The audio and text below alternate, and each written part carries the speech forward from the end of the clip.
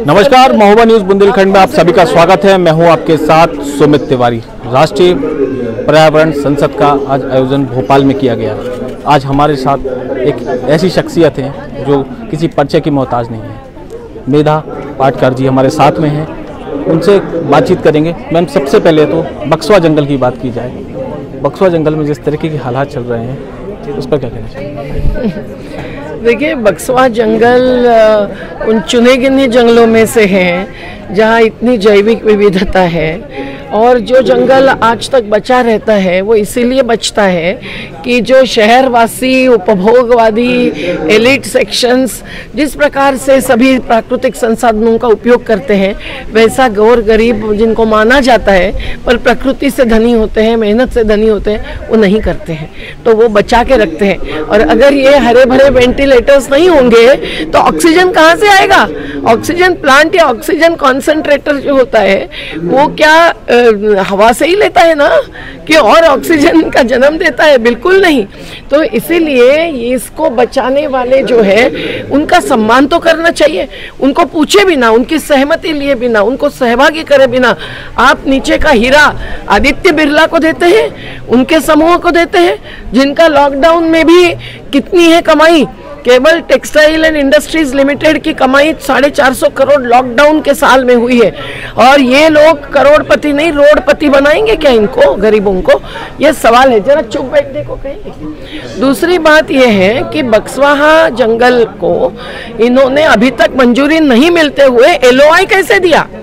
Letter of intent तभी देना चाहिए जबकि पूरे अध्ययन पूरे होंगे और जो शासकीय संस्थाएं हैं उनसे मंजूरी मिलेगी। अच्छा हुआ, हम स्वागत करते हैं कि NGT ने एडवोकेट पुष्पराज जी के याचिका पर ये निश्चित किया कि अभी ये प्रक्रिया आगे नहीं बढ़े और कोई कार्य नहीं हो। नहीं तो वो रियो टिंटो को दिया था, तो आदित्य बिरला समूह भी, कोई भी एक बार LOI मिल गया कि अलग अलग ऐसे कार्य करने चालू करते हैं कि वो अपरिवर्तनीय हो जाता है। ये एक साजिश होती है। और आज पर्यावरण मंत्रालय क्या सोचता है? क्लाइमेट चेंज के वहाँ अंतर्राष्ट्रीय स्तर पर सम्मेलन होते हैं, यहाँ नहीं होते हैं। मैं हरदम कहती रही कि बुंदेलखंड में ही होना चाहिए अंतर्राष्ट्रीय सम्मेलन जलवायु परिवर्तन पर। तो ये जलवायु परिवर्तन तो होगा ही, आजीविका लोगों की जो वनोपज पर जीते हैं। मेरा सवाल ये भी है कि 2006 का जो वन अधिकार कानून बना, उसके बाद यहाँ क्या एक एक गांव को सामूहिक वन पर अधिकार मिला है?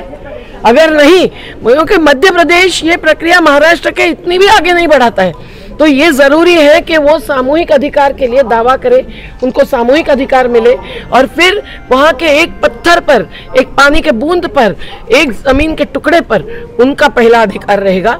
उनकी सहमति और उनके सहभाग में बिना कोई प्रोजेक्ट आगे नहीं बढ़ पाएगा। उनको रोजगार का आश्वासन दे देंगे, लेकिन प्रोजेक्ट चालू होते हुए रोजगार, यानी डेली वेजेस पर काम करना, यही वो करते हैं। और बक्सवा में अभी जो शैलचित्र का खजाना मिल गया है, ये भी महत्व का नहीं है।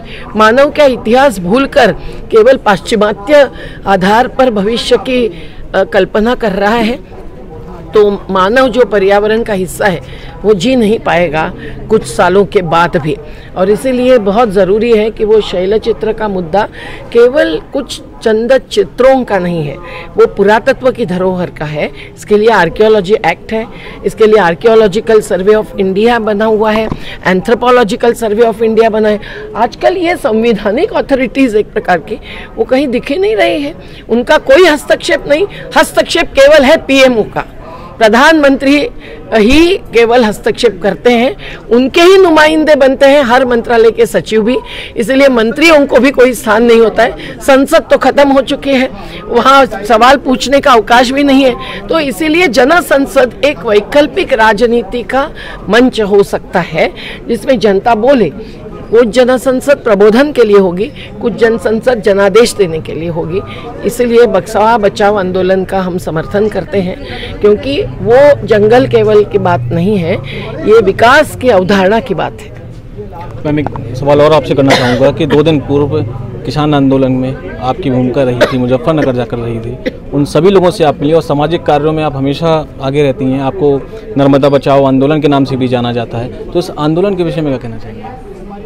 जन आंदोलन ही परिवर्तन का रास्ता आज बचा हुआ है। नर्मदा बचाओ आंदोलन हमने 36 साल पूरे किए, 50,000 परिवारों को पुनर्वास तो ले लिया, पर हमारा मुद्दा केवल पुनर्वास का नहीं था, हमारा मुद्दा पर्यावरण का भी था, लाभ हानि का भी था। आज गुजरात के कच्छ और सौराष्ट्र के लोग करा रहे हैं, और आज बड़वानी जैसा शहर जो नर्मदा के से 5 किलोमीटर दूर है, उनको पानी का संकट भुगतना पड़ रहा है। क्यों आ रहा है ये जल संकट? अभी अभी किसने मुझे ये दिया, ये जल संकट वहाँ ऐसा ही सूखा अभी भी भुगत रहे हैं लोग, कच्छ के कैनाल्स पूरे बने ही नहीं इसलिए भी, और नर्मदा ही बर्बाद हो रही है क्योंकि जैसे जलाशय बना है, जो जंगल डूब में आया उसमें तो लाखों पेड़ डूब गए, पर उसके बाजू का जंगल भी क्या बचता है? एक बार जलाशय आया कि पर्यटक आ जाते हैं, और अपने मंत्री, मुख्यमंत्री, प्रधानमंत्री भी पर्यटक बन के तितलियां छोड़ते हैं, लेकिन वो कीड़े मकोड़े मानते हैं विस्थापितों को, उनका नाम तक नहीं लेते हैं किसी भी कार्यक्रम में। और नर्मदा के किनारे अभी जो अवैध रेत खनन चालू है, उसमें शिवा कॉर्पोरेशन मतलब कौन है, इसके शोध लेना चाहिए। और उसमें करोड़ों रुपए जो कमा रहे हैं वो माफिया हथियार बंद होकर घूमते हैं, जबकि हमारे हाथ में हाईकोर्ट का, जहां मैंने खुद केस लड़ी, उसका स्टे ऑर्डर है। तो ये कानूनी दायरा भी नहीं मानते हैं। एनजीटी ने अभी बक्सवाहा रोक के रखा है, पर क्या ये वो भी मानेंगे, ये सवाल है। तो ज़रूरी है कि जन आंदोलन संघर्ष भी करे, निर्माण भी करे। हमारी भी जीवनशालाओं से 6,000 आदिवासी बच्चे पास हो गए, तो ये ज़रूरी है। वनीकरण, आज जो जादव पायेंग जी आए हैं, उनके जैसे अगर सैकड़ों एकड़ भी लोग अगर जंगल या पेड़ों को उछालते हैं, तो निश्चित रूप से एक समाज में संदेश जाएगा। बाबूलाल दहिया जी, जैविक बीज, हमारे आदिवासी जो जैविकता पर ही जीते आए हैं अभी तक, वो जैसे पुनर्वसित किए जाते हैं मैदानी क्षेत्र में, वहाँ बाजार की घुसपैठ होती है। खेती तो घाटे का सौदा ही रही है, वो चाहे आप हाइब्रिड लाए या बीटी लाए, लेकिन उनको जैविकता का महत्व ही जो पीढ़ियों से मिला था, जो हमारे लिए भी महत्व का है, क्योंकि धनिक लोग तो जैविक खाद्यान्न नहीं खाते हैं और वही खरीदते हैं। अब जाइए मुंबई में, यहाँ 4 और 6 रुपए में जाने वाला बड़वानी का पपीता वहाँ 60 रुपए में बेचा जाता है, और यहाँ 15 रुपये में नींबू लेते हैं, पर जैविक होगा तो वहाँ 150 रुपये किलो में नींबू बेचा जाता है। और गेहूं भी 1500 के बदले 3500 रुपये क्विंटल। पर लोगों को समझना चाहिए ये जैविकता का महत्व, जो स्वास्थ्य के लिए भी है और उनकी कमाई के लिए भी है। लेकिन ये करते करते एक बहुत लंबा जन आंदोलन ही खड़ा करना पड़ता है, जैसे अभी बाबूलाल दहिया जी ने भी कहा।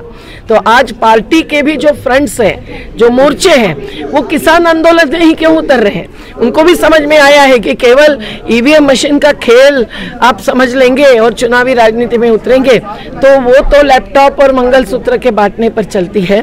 आपको समाज को विचारधारा देकर इस प्रकार से आंदोलन में उतरने से ही परिवर्तन, राजनीति की नहीं, आर्थिक सामाजिक भी लाने की संभावना है। इसलिए पर्यावरण संसद का महत्व है, वो भी एक जन आंदोलन की तरफ। बहुत सारे युवा साथी आए हैं, इसका हमें बहुत गर्व है, उनको लाया जा सकता है।